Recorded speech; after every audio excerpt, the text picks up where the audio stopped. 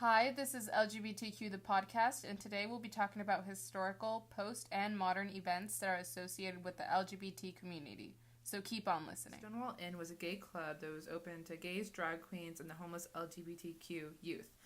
The Stonewall was a place of refuge for them when they felt like they couldn't freely be themselves in society without judgment. On June 28th, 1969, the police raided the club. They arrested 13 people.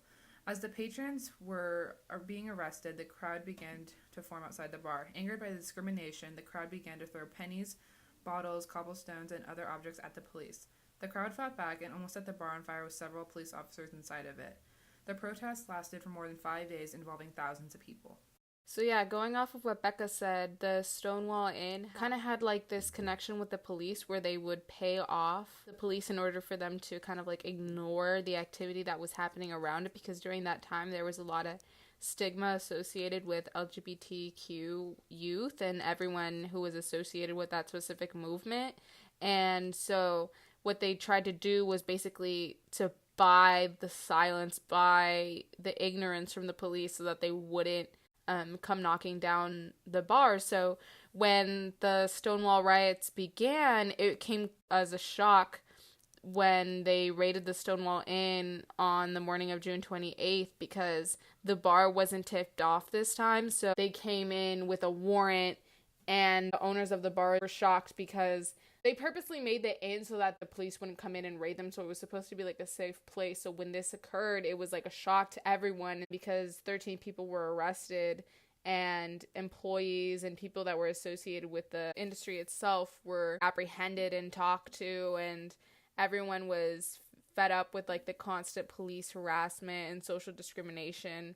And so they started rioting against the police because they didn't feel safe, and they didn't want them to take away this special place, this inn that had allowed them to be who they were, hidden behind closed doors almost, because the rest of America didn't want to accept them for who they were. So they kind of felt a safe haven within these doors. So that's what really became the tipping point for the LGBTQ movement, because they had lost this special place and they wanted to keep it. So that's why they were writing against it. And that's why it was such a big moment in history, because it was like that one time that the LGBTQ movement really did fight back.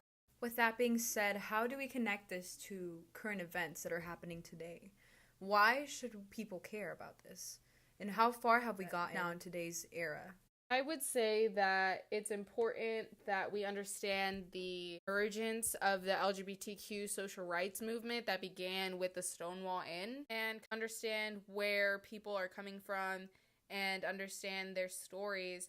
In contemporary society, there has been a similar issue that unfolded on June 26, 2016. Pulse Orlando was shot up and 9 people were dead, another 50 were injured, which was one of the biggest hate crimes, and it's being called the worst mass shooting in U.S. history because so many people were injured. And with that being said, this place specifically was targeted because it was one of the biggest nightclubs in Orlando that was associated with the LGBTQ movement, and the person who attacked the institution was there to like kill. He was very angry with the 2 men kissing in Miami, and so he was a homophobe, and he kind of wanted to put a stop to what the LGBTQ movement was about. And so connecting the two events, both of them were hate crimes against the LGBTQ community, and they attacked places that were known to be safe havens and that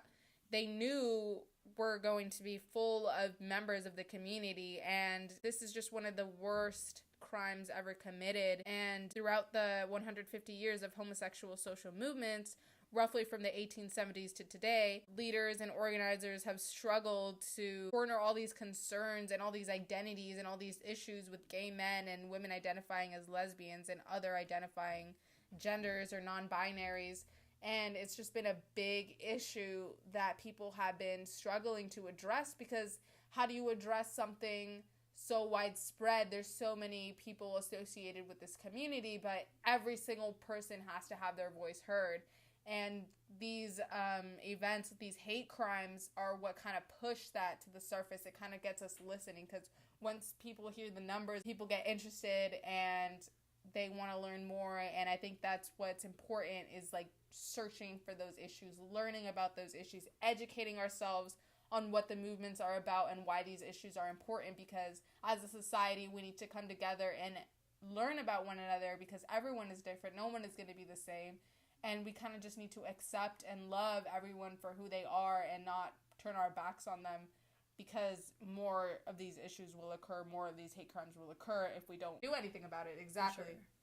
No, yeah, and I think that this happened, this was a really important event, because, you know, a lot of kids grow up today and they don't know about this because they're kind of like segregated away from the LGBTQ community. But this is bringing it to light.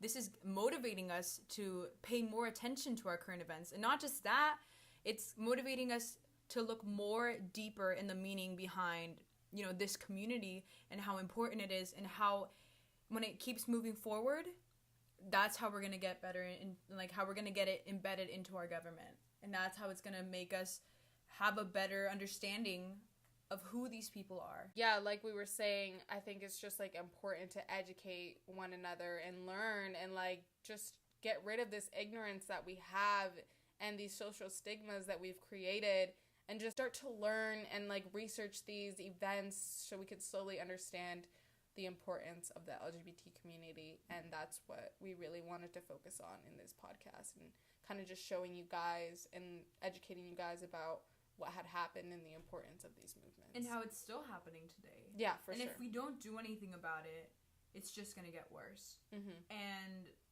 I'm really glad that we deconstructed this, not to the full length, because we understand that there is more out there and there is more for us to learn, because we're just high school students. And I want to put that out there. We're not doing this to offend anybody or any certain type of person, you know.